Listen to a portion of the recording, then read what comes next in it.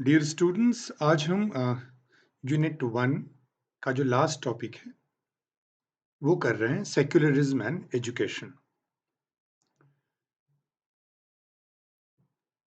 ये दो इमेजेस से मैं शुरू कर रहा हूँ। एक क्लासरूम की इमेज है जहाँ टीचर ने ग्रुप वर्क दिया है और वो कह रही है कि आप जो हैं वो एक्स के साथ बैठें, लेकिन स्टूडेंट जो है वो कह रही है कि मैं उसके साथ नहीं बैठूंगी क्योंकि वो किसी और रिलीजन का है। दूसरे इमेज में देखें कि कैसे एक बच्चा जिसने अलग-अलग धर्मों के सिंबल्स धारण किए हुए हैं, वो ये कह रहे हैं कि ये जो मेरी धार्मिक पहचान है वो बाहरी तौर पर है, मूलतः मैं एक इंसान हूँ। ये जो 2 इमेजेस हैं, वो हाइलाइट करते हैं कि क्यों सेक्युलरिज़्म और एजुकेशन पे चर्चा होना आवश्यक है।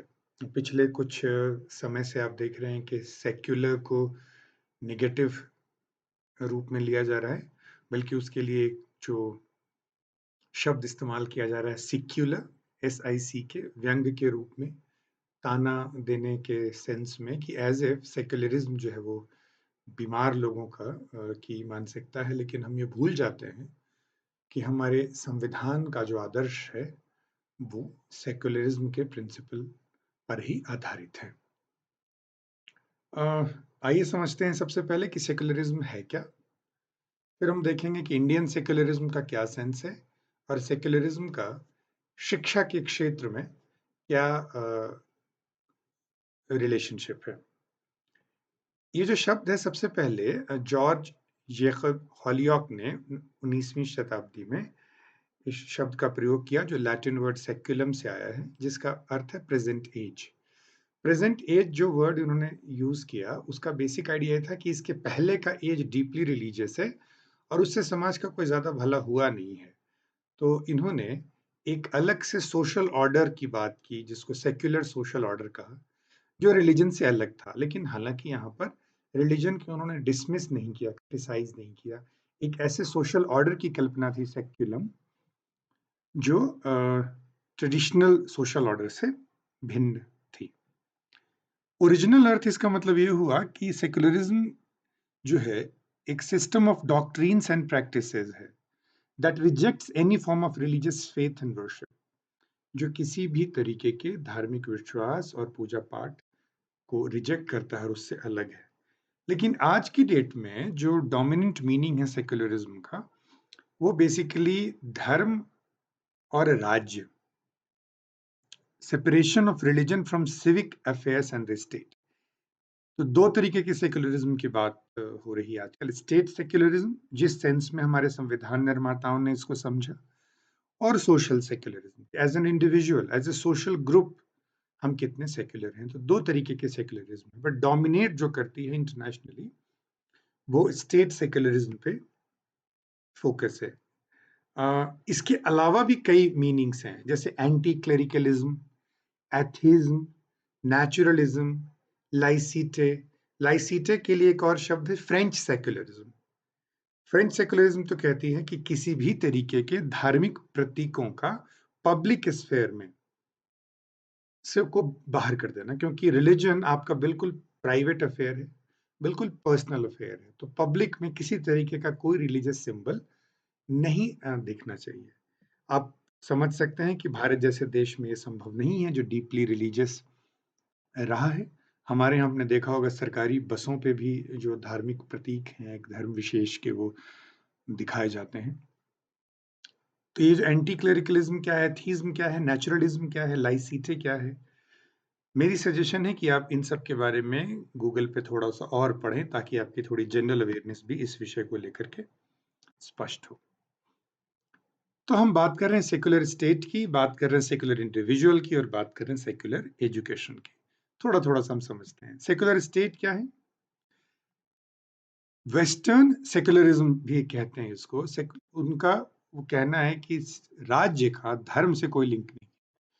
लेकिन अब भारतीय सिस्टम देखें तो हमारे यहाँ तो जब अयोध्या के दरबार की भी बात होती है तो गुरु वशिष्ठ जो है वहाँ बैठे होते हैं।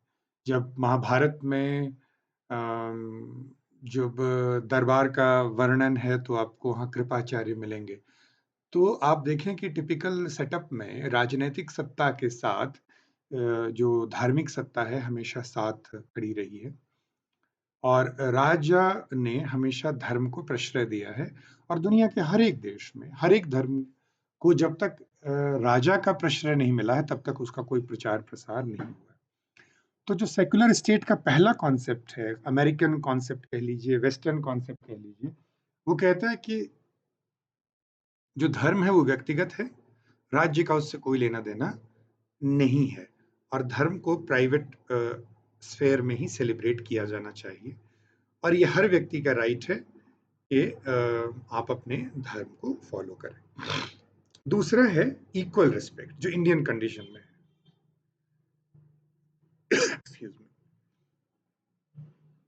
क्योंकि यहाँ पर रिलीजन सिर्फ एक एस्पेक्ट नहीं है, हमारा पूरा सोशियो हिस्टोरिकल जो रूट्स हैं वो रिलीजन पे आधारित हैं। जो सिर्फ यदि हम भारतीय या भारत जैसा देश नो कंसर्न वाला सेक्युलरिज्म फॉलो करेगा तो वो एक डीपली रिलीजियस सोसाइटी को प्रॉपरली रिप्रेजेंट नहीं कर पाएगा। एक और फॉर्म है जिसके बारे में हम थोड़ा सा रुक के चर्चा करेंगे, वो है प्रिंसिपल्ड डिस्टेंस। प्रिंसिपल डिस्टेंस ये कह रहा है कि न केवल हम रेस्पेक्ट करेंगे बल्कि जो इक्वल तो ट्रीट करेंगे लेकिन जहां जरूरत हो वहां हम अनइक्वल भी ट्रीट करेंगे। उसके लिए शब्द आया है प्रिंसिपल डिस्टेंस। तो सेक्युलर स्टेट का जो लक्षण है कि कोई राज धर्म नहीं होगा। जैसे कई देशों में इस्लाम धर्म राज धर्म है, कुछ समय पहले तक नेपाल का जो राज धर्म था वो हिंदू धर्म था, अब तो चेंज हो गया। दुनिया के कई देशों में जो क्रिश्चियनिटी है वो वहाँ का राज धर्म है।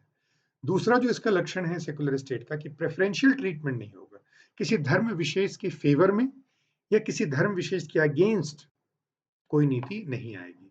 और धर्म के आधार पर, आपकी मान्यताओं के आधार पर, आपके फेथ के आधार पर कोई भेदभाव नहीं किया जाएगा। भारत में आपको पता है कि मूल संविधान में ये शब्द नहीं आया है। 42वें संशोधन में जो सरदार स्वर्ण सिंह की कमेटी की सिफारिशों के बाद 1976 में सेक्युलर शब्द जोड़ा गया। आपसे मैं गुजारिश करूंगा कि संविधान सभा में सेक्युलरिज्म पे जो चर्चा हुई है, क्योंकि कई लोगों ने तब कहा था कि इसको जोड़ा जाए, कई लोगों ने इसका विरोध किया था और अंततः ये नहीं जोड़ा जा सका।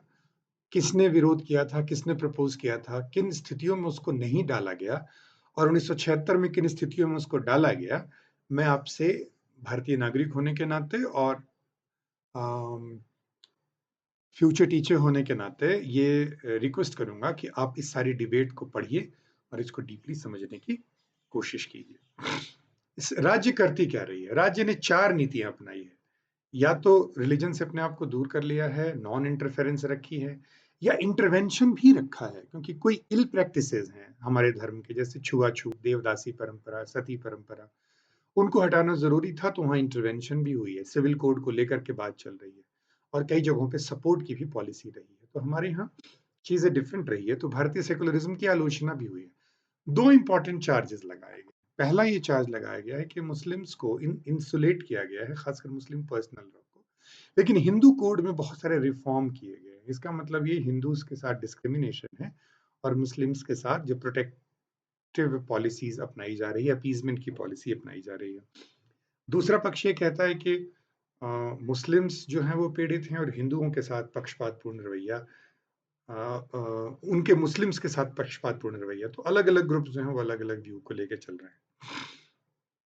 दूसरा आक्षेप ये लगाया जाता है कि कॉन्स्टिट्यूशन ने ग्रुप स्पेसिफिक सोशल राइट्स, खासकर रिलीजियस माइनॉरिटीज के राइट को परमिशन दिया है। रिलीजियस माइनॉरिटीज को राइट है कि वो एजुकेशन इंस्टीट्यूशन अपना सके, तो कहीं ना कहीं ये कंट्राडिक्टरी है, एनाक्रोनिस्टिक है। विद्वानों ने इन दोनों जो आरोप हैं उनका रिबटल किया है, उनका जवाब दिया है। और यहीं पर मैं आपको थोड़ा एक्सप्लेन करूंगा कि भारत ने न नो कंसर्न अपनाया, न इक्वल रिस्पेक्ट के नेक्स्ट लेवल पे ले गए, जिसको प्रिंसिपल डिस्टेंसिंग कहते हैं।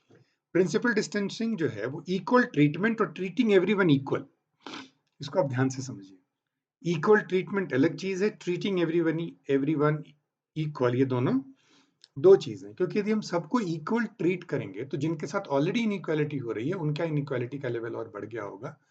मैं आपको चाहूँगा कि रिकॉल करें, जब मैंने आपको इक्वालिटी का चैप्टर डिस्कस किया था, तो वहीं से आप इस चीज़ को लिंक करेंगे, तो आपको समझ में आ जाएगा। Equal respect does not necessarily mean equal distance, since there is a difference between equal treatment and treating everyone as equal. A state could not be blindly neutral or equidistant from all religion, क्योंकि हर religion की जो social context है वो बिल्कुल different है, तो neutral भी हम पूरी तरह नहीं हो सकते।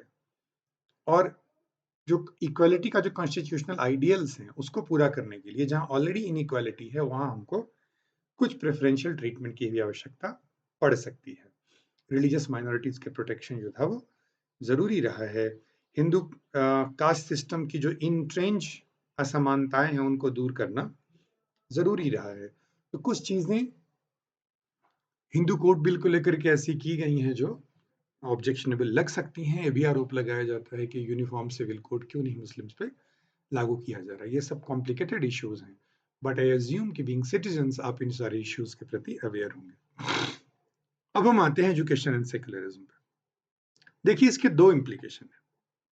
आपकी किताबों में इस तरह से जिक्र नहीं है, मेरी जो समझ बनी है इसके बारे में पढ़कर, कि जब हम एजुकेशन को सेक्युलरिज्म से जोड़ते हैं, तो इसका एक मतलब तो है सेक्युलर एजुकेशन, और दूसरा जो मतलब है वो है एजुकेशन ऑफ सेक्युलरिज्म। ये दोनों 2 चीजें हैं। सेक्युलर एजुकेशन क्या है? सेक्युलर एजुकेशन कह रहा है कि कोई धार्मिक शिक्षा सरकारी संस्थाएं नहीं देंगी। करिकुलम सेक्युलर होगा, दोनों करिकुलम, एक्सप्लिसिट करिकुलम भी और इम्प्लिसिट करिकुलम भी, और हिडन करिकुलम भी। अब ये तीनों होती क्या हैं, अगले यूनिट के दूसरे टॉपिक में जब हम टाइप्स ऑफ करिकुलम पढ़ेंगे तो हम डिटेल पढ़ेंगे। पेडागोजी सेक्युलर होनी चाहिए, टीचर सेक्युलर होनी चाहिए, स्टूडेंट सेक्युलर होनी चाहिए। धर्म के आधार पर कोई प्रेफरेंशियल ट्रीटमेंट नहीं होनी चाहिए, डिस्क्रिमिनेशन नहीं होनी चाहिए, धार्मिक शिक्षा नहीं होनी चाहिए। लेकिन इसका मतलब ये भी नहीं है कि धर्म से मैंने अपने आप को दूर रखना है, क्योंकि कहीं ना कहीं उससे भी एक तरह की वॉइड क्रिएट होती है।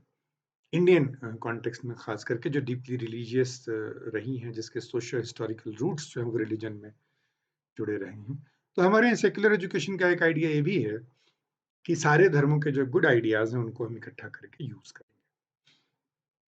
दूसरा है एजुकेशन ऑफ सेक्युलरिज्म। पहला तो था कि पूरी एजुकेशन सिस्टम ही सेक्युलर हो, और दूसरा जो आइडिया है वो ये है कि सेक्युलरिज्म जैसे कॉन्स्टिट्यूशनलिज्म जैसे और भी जितने इज्म हैं जो डिजायरेबल इज्म हैं, उनकी शिक्षा दी जाती है।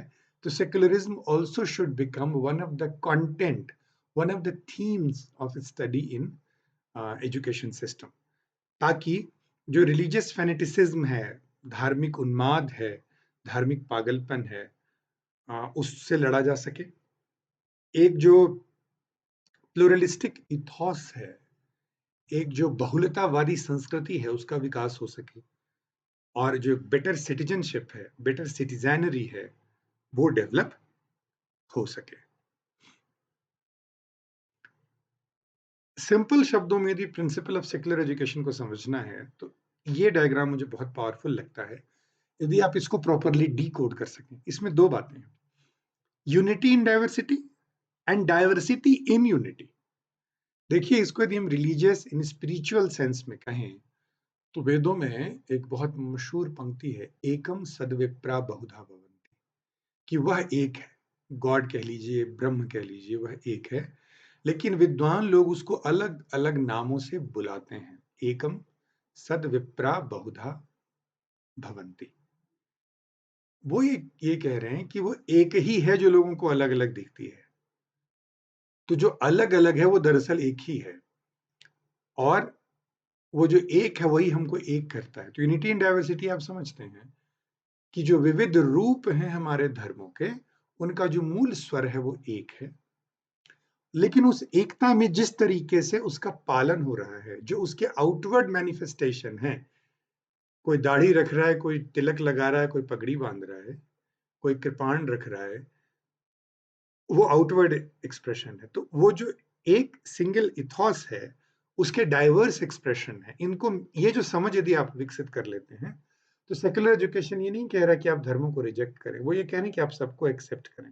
प्रॉब्लम तब है जब हम रिलीजियस वन अपमैनशिप में लग जाते हैं, हमको लगता है हमारा धर्म बेहतर है दूसरे के धर्म की तुलना में, तो सेक्युलर एजुकेशन कहीं न कहीं डिफीट हो रहा है। इसका जो बचा हुआ हिस्सा है, वो हम नेक्स्ट वीडियो में